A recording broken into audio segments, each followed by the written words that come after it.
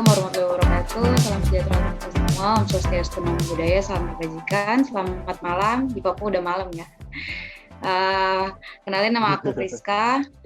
Aku baru join di Jenanamed Januari kemarin jadi content writer. Terus apa? Aku lulus kuliah tahun lalu 2022 dengan jurusan teknik spesifikasi di teknik sipil. Thank you Suta. Hai semuanya, selamat malam. Tadi udah aku sedikit memperkenalkan diri. Ya, nama aku Friska. Aku lulusan teknik sipil dengan spesifikasi sipil. Kemarin aku tugas akhir aku itu tentang transportasi.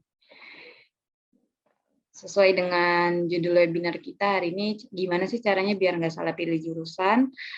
Suta minta aku untuk bisa sharing tentang teknik sipil, so here we go. Yang share screen bukan dari aku nih, Suta.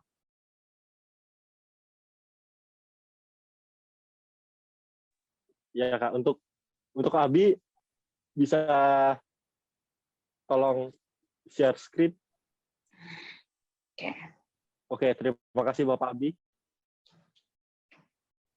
Udah? Oke, sudah jelas ya teknik sipil. Boleh next? Oke, jadi banyak pandangan orang, banyak gambaran-gambaran tentang masuk teknik sipil itu nanti prospek kerjanya akan seperti apa, nanti di lapangan seperti apa, magang, bla bla segala macam seperti apa, mungkin seperti ini gambaran kecilnya. Kalau topi putih itu udah itu sekelas pimpinan kalau topi putih ya, kalau topinya putih itu helmnya putih. Sedangkan untuk pekerja itu kuning, itu sebenarnya kurang penting, tapi kira-kira seperti inilah. Waktu kita turun lapangan untuk praktek pun nanti akan seperti ini gambarannya. Boleh next? Oke, sebenarnya teknik sipil itu salah satu cabang teknik yang banyak spesifikasinya. Nanti akan kita bahas spesifikasinya ada apa aja. Tapi di teknik sipil ini kita belajar tentang merancang, merenovasi, membangun tidak hanya gedung, tapi banyak hal lainnya. Seperti misalnya jembatan, gedungnya itu banyak ya, rumah sakit. Kalau jembatan itu berarti dia berkaitan dengan air. Selain itu kita bisa buat gedung-gedung yang mencakup lingkungan untuk kemaslahatan hidup manusia. Contoh kecilnya itu seperti pembuatan waduk, seperti itu. Boleh dilanjut? Oke, hal-hal apa aja yang kita pelajari nanti di teknik sipil? Yang pertama itu ada struktural, yang kedua itu geoteknik, yang ketiga manajemen struktur, yang keempat transportasi, yang kelima hidrologi. Aku sendiri bagian transport, kemarin teknik sipil kemarin tesis pun tentang transport. Jadi aku akan bahas satu-satu. Struktural itu contohnya ya, itu akan mahasiswa akan belajar tentang bagaimana cara menghitung beton, bagaimana cara mengetahui beban yang bisa ditampung dari beton ini seperti apa. Jadi struktur itu lebih, kalau apa ya, ibaratnya struktur itu lebih tentang mekanismenya, jadi tentang mekanikalnya, hitungannya itu lebih banyak di struktur. Geoteknik, seperti yang kita tahu, geoteknik itu tentang batu. Banyak lulusan geoteknik ini biasa mereka lari carinya pekerjaannya itu misalnya di Freeport, seperti LNG, geoteknik. Manajemen struktur ini tidak jauh berbeda sama struktural, tapi manajemen konstruksi ini lebih banyak belajar tentang RAB. Itu adalah rancangan anggaran biaya. Tapi sebenarnya struktur dan manajemen konstruksi ini bergerak di satu bidang yang sama, hanya saja di beberapa fakultas itu dibedakan. Jadi fokusnya dibedakan antara mahasiswa ini kalau dia mau pilih struktur, dia akan membahas struktur itu secara berbeda dengan manajemen konstruksi. Yang keempat adalah transportasi. Kemarin aku transportasi itu tentang aspal, jadi tentang jalan. Contoh misalnya pembuatan aspal itu ada kayak itu bahan dasarnya ada aspal, pasir kali ya, itu bahan dasar yang sudah turun-temurun. Tapi kemarin saya ubah dengan pasir laut seperti itu. Jadi kalau transportasi itu contohnya juga tentang pembangunan area basement, area parkir itu akan masuk di transportasi. Kalau hidrologi itu air.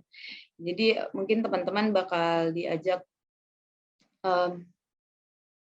kayak misalnya pembuatan waduk seperti itu hidrologi. Ada satu lagi tapi nggak saya cantumin di sini itu tentang industri. Itu juga sedikit akan dibahas di teknik sipil. Itu teman-teman akan dibawa ke contohnya ya. Contohnya itu tempat pemrosesan sampah. Jadi industri limbah itu ada satu mata kuliahnya nanti di teknik sipil. Boleh dilanjut? Boleh lanjut? Oke. Boleh, Kak. Siap. Siapa sih yang bisa kuliah di jurusan teknik sipil itu? Apakah harus yang jurusannya SMA? Tidak harus ya. Terus apakah yang jago berhitung? Tidak juga harus seperti itu. Apakah harus ini seharusnya apakah yang jago menggambar? Tidak juga. Next. Jadi siapa sih yang sebenarnya bisa kuliah teknik sipil itu? Lanjut. Oke, hal terpenting sebenarnya teman-teman sebelum kita memilih jurusan adalah, boleh dilanjut, kita harus mengetahui, Suta boleh lanjut Sut? Ya, jadi sebelum kita berbicara jauh tentang jurusan itu sendiri, kita harus mengetahui kemampuan diri serta mengetahui minat dan bakat. Contohnya kita itu bisa mengikuti tes kepribadian ya. Ada tes kepribadian online itu gratis di Google. Jadi kita bisa tahu kemampuan kita ini orang seperti apa. Apakah kita cocok bekerja di bidang A, bidang C, apakah kita ini orangnya sosum, jadi kita suka berkomunikasi, belajar segala macam. Kayak tadi malam kita belajar soal hubungan internasional juga ya, ternyata bukan hanya orang ekstrovert yang bisa kuliah ambil HI, tapi orang introvert pun bisa. Gitu. Jadi kenapa saya bilang kita harus mengenal kemampuan diri serta mengetahui minat dan bakat, karena kuliah apapun itu punya kelebihan dan kekurangannya masing-masing, dan kuliah apapun itu punya rintangannya masing-masing. Kesulitan itu pasti ada. Jadi waktu kita udah mengetahui bahwa oh saya ini suka menghitung, saya suka gambar, kayaknya saya cocok jadi anak teknik sipil, kayaknya saya cocok jadi anak arsitek.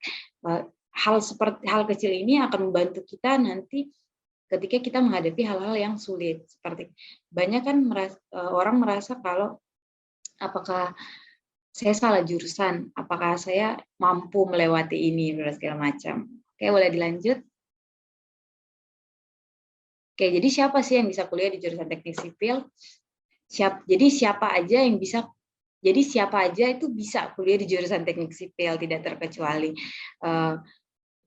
Dengan background IPS pun sekarang setahu saya ya, beberapa kampus swasta pun tidak menjadikan itu masalah yang besar. Saya kurang tahu sama kampus negeri, tapi setahu saya kalau dia lewat jalur mandiri, background-nya tidak terlalu dipusingkan, karena sebelum masuk universitas itu akan ada tes tertulis dan wawancara.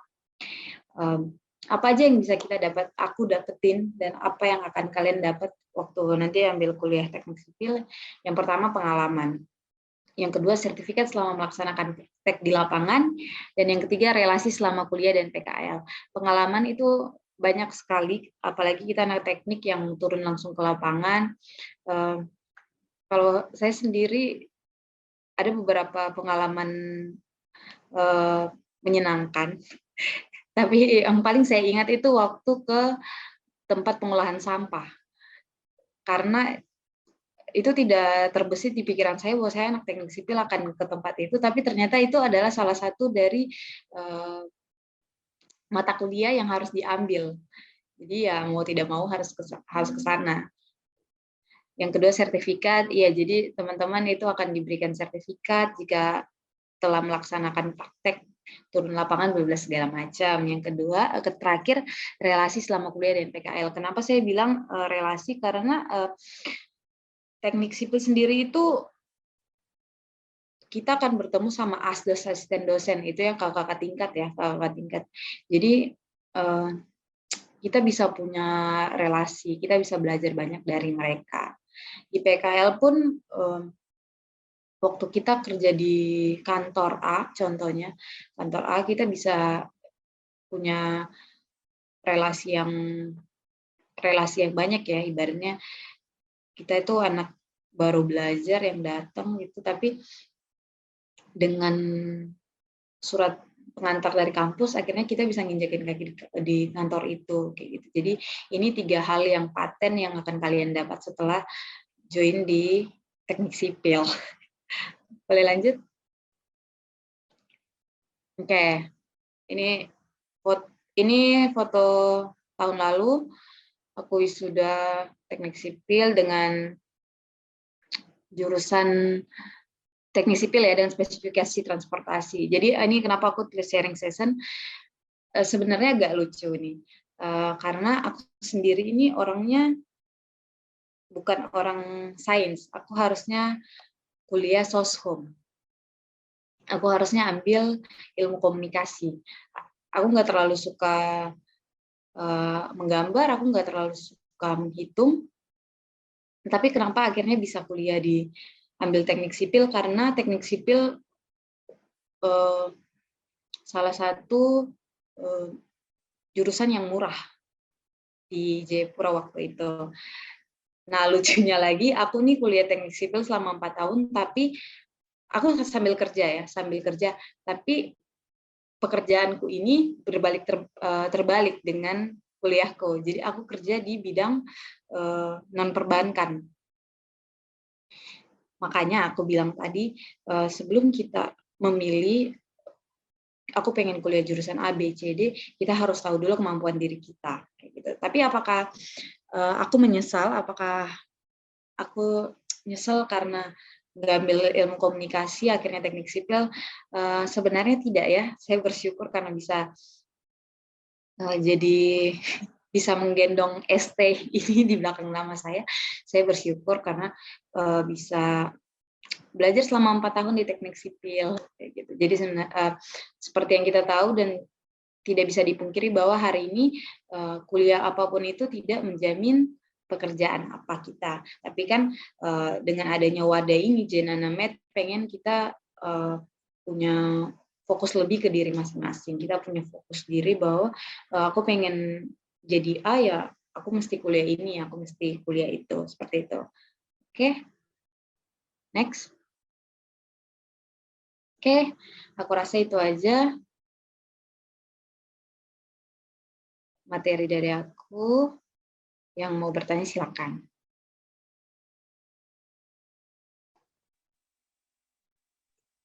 Selamat malam Kak, saya izin nanya. Iya. Isi perkenalan dulu nggak deh? Boleh, boleh. Oke, jadi perkenalkan, nama saya Gustu. Saya dari SMK 1 Denpasar, saya kelas 11 sekarang. Sebenarnya jurusan saya itu teknik komputer jaringan. Nah, Kak, jadi ini pertanyaan saya. Jurusannya apa? Teknik komputer jaringan. Oke. Ya, sekarang saya lagi main komputer nih. Tuh. Oke, lanjut ya ke pertanyaannya. Kak, saya mau nanya. Halo? Ya. Dengar nggak suara saya? Dengar. Kak, saya mau nanya, apa benar desas-desus yang saya dengar teknik sipil itu katanya ospeknya paling keras.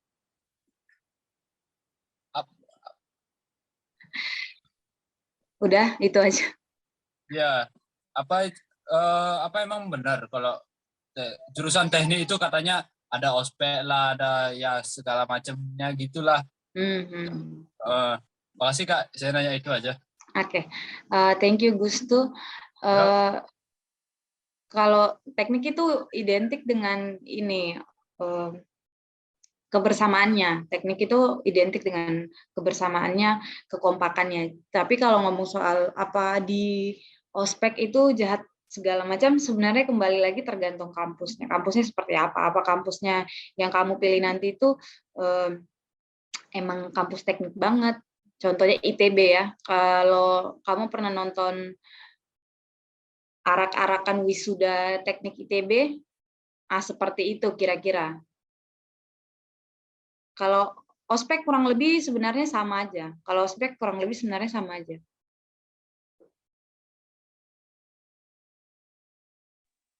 Oke, makasih ya Kak ya. Kurang lebih sama berarti. Oke, sip. Dari. Oke, apakah ada yang bertanya lagi?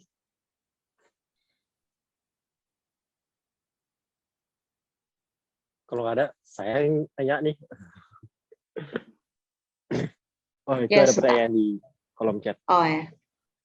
Kak, aku mau tanya, aku masih kelas 10 dan posisi kurikulumku masih pakai kurikulum Merdeka. IPA IPS dicampur. Nah, aku suka banget mata pelajaran kimia, tapi aku mau ambil jurusan hubungan internasional. Kata temanku lebih baik ambil IPS aja. Solusinya gimana ya, Kak? Nah, boleh nih diceritain dari kakak yang berpengalaman. Boleh, sebenarnya itu ada tes kepribadian. Tes kepribadian itu tes kemampuan itu secara gratis di online, itu namanya MBTI online. Coba nanti dicek, karena sebenarnya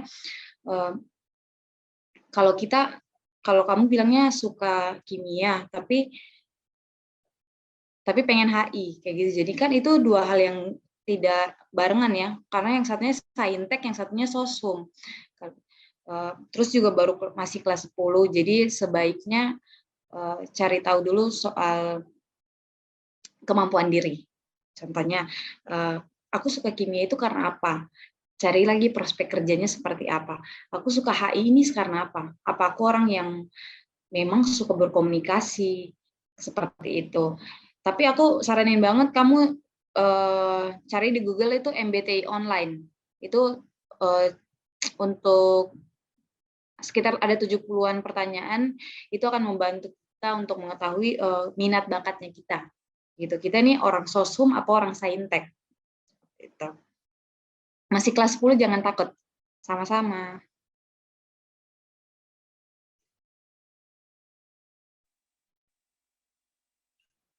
Oke, untuk pertanyaan selanjutnya sih, maaf, untuk pertanyaan selanjutnya sih bisa dari aku ya. Aku mau nanya Kak, untuk di kampusnya kakak sendiri nih, kegiatan organisasi kayak UKM ataupun organisasi di luar UKM mungkin kayak pertemanannya itu bisa diceritain nggak sih Kak? Kayak gimana Kak? Kalau saya sendiri di jurusan teknik itu ada namanya FKMTSI, itu Forum Komunikasi Mahasiswa Teknik Sipil Indonesia. Itu ya wajib anak teknik join di komunitas itu. Sebenarnya ada banyak komunitas di kampus, tapi karena saya sendiri harus kuliah sambil kerja, jadi saya hanya ambil dan yang wajib FKMTSI.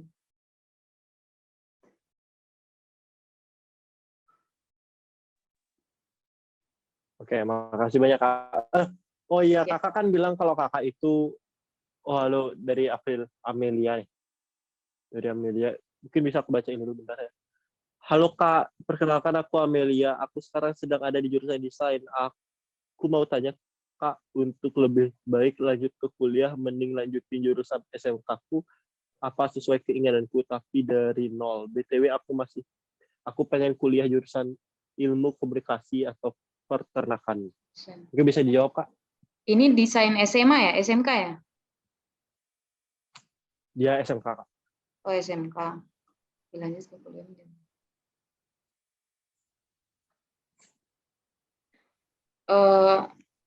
Sebenarnya ini Amel, kamu ya kuliah sesuai yang kamu inginin kayak gitu. Walaupun sekarang lagi di desain dari kelas desain pun, tapi kalau itu bukan hal yang kamu pengen ya percuma kayak gitu. Jadi aku saranin kamu boleh nih ya, pengen kuliah komunikasi sama peternakan atau peternakan. Ini lagi, jadi ada dua hal yang tidak berbarengan. Kalau misalnya HI sama Ilkom, itu kan masih berbarengan ya. Itu pun sekarang ada beberapa kampus itu yang bisa double degree-nya HI dan Ilkom. Sedangkan kalau ini Ilkom dan peternakan nggak bisa. Setahu aku nggak bisa ya. Bisa kayaknya deh. Tapi repot ya. Kalau kamu tanya mendingan mana, mending sesuai keinginan kamu aja, entah itu ilmu komunikasi atau ilmu peternakan. Ya, Suta. Terima kasih, Kak, atas jawabannya. Kakak kan tadi bilang kalau kakak itu kuliah sambil kerja nih, Kak. Nah, karena rencanaku juga nanti aku mau kuliah sambil kerja, boleh di-spill nggak, Kak, caranya buat ngebagi waktu antara kuliah dan kerjanya? Oh, okay. Terima kasih, Kak. Ya, Suta, thank you. Aku sendiri itu bersyukur karena kampusku punya kelas ekstensi. Kelas ekstensi itu kelas yang mulainya dari sore, jam 4 sore sampai malam. Jadi kalau ganggu pekerjaan sih sebenarnya lumayan sedikit mengganggu. Jadi kalau Suta pengen pengen kerja sambil kuliah pun usahakan cari kampus yang bisa membantu pekerjaannya Suta. Nah, sekarang ini kayak gini ya, kamu kerja untuk kuliah atau kamu kuliah untuk kerja? Kayak gitu, ini kan beda ya. Kalau kamu kuliah untuk kerja, ini kan ya antara lain kamu udah dibiayain orang tua. Sedangkan kalau kamu mau kerja untuk kuliah, berarti kuliah kamu ini di nomor 2, kerjaan nomor 1. Nah, oleh sebab itu kita harus cari kampus yang bisa menyesuaikan pekerjaan kita. Contoh kampus yang menyediakan kelas ekstensi, itu kelas yang ada di Sabtu Minggu, seperti itu. Di Sabtu Minggu atau dia malam, atau ada kampus UT, tahu kan UT? Universitas Terbuka itu malah sangat setauku itu sangat memudahkan mahasiswa kayak gitu. Sekarang banyak kampus yang banyak memudahkan mahasiswa kok, apalagi mahasiswa yang basicnya sambil kerja.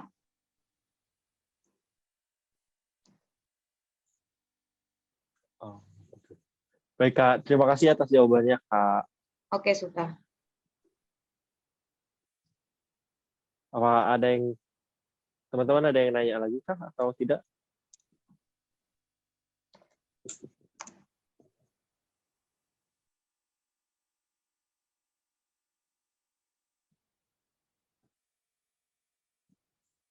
Ada yang mau bertanya, teman-teman? Kayaknya sih enggak ya.